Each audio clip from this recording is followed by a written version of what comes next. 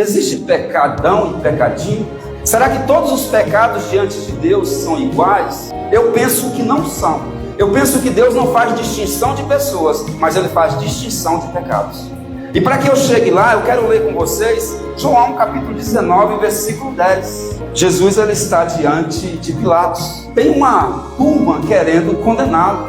Estão ali os religiosos, fariseus, saduceus, e eles querem que Pilatos condene Jesus. Os irmãos sabem que Pilatos não tinha no seu coração o desejo de condenar Jesus. E aqui no versículo 10 e 11, olha só o que Pilatos diz. Disse-lhe, pois, Pilatos: não me falas a mim? Não sabes tu que tenho poder para te soltar? Respondeu Jesus: nenhum poder terias contra mim, se de cima não te fosse dado. Mas aquele que me entregou a ti, maior pecado tem.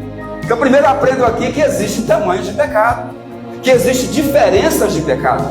Mas tem uma passagem que Jesus vai ser até grosso, se referindo a um pecado em particular. Está ali em Mateus capítulo 18, versículo de 1 a 6, que diz o seguinte: naquela mesma hora chegaram aos discípulos ao pé de Jesus, dizendo: quem é o maior no reino de Deus?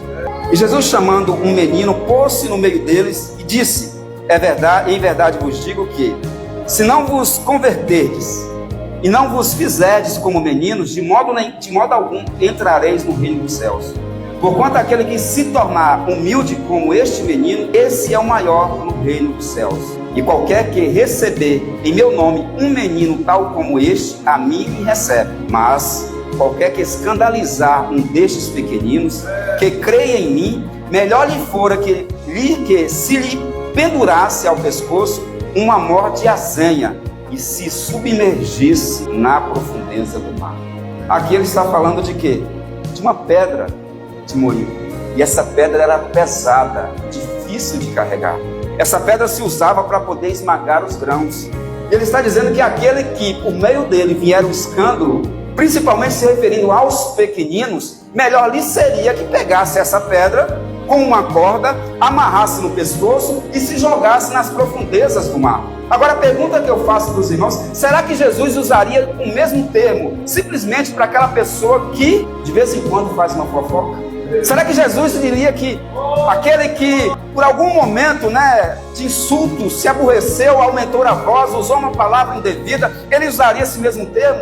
Que melhor lhe seria amarrar no pescoço um moinho, uma pedra tão pesada e se jogasse nas profundezas do mar? Não, Jesus está dizendo que esse pecado é terrível. Jesus está dizendo que esse pecado não agrada, que esse pecado não pode passar impune.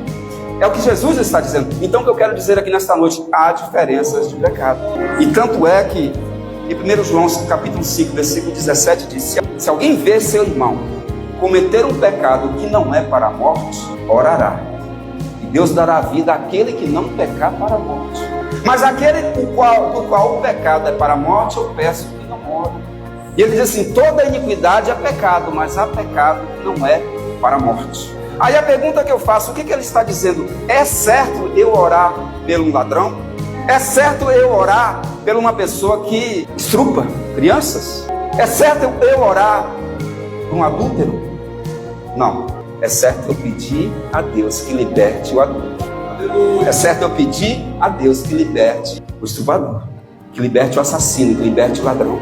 Porque nós não cometemos tais pecados, e esses pecados são para a morte. Mas quando eles se arrependem, o sangue de Cristo o lava de todo o pecado. Então é importante nós não orarmos pelo ladrão, não orarmos pelo estuprador, mas orarmos: Senhor, liberta.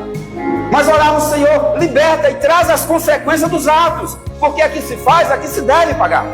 Logo eu não concordo. Orar pelo ladrão é orar pelo ladrão que está cometendo tal coisa. Eu penso que eu tenho que orar: Senhor, liberta tal pessoa. Senhor, muda a vida do fulano e da ciclana, porque esses pecados são para a morte. E se não houver um arrependimento sincero, eles estão condenados. Eu estou falando com as pessoas que praticaram, sabem bem disso.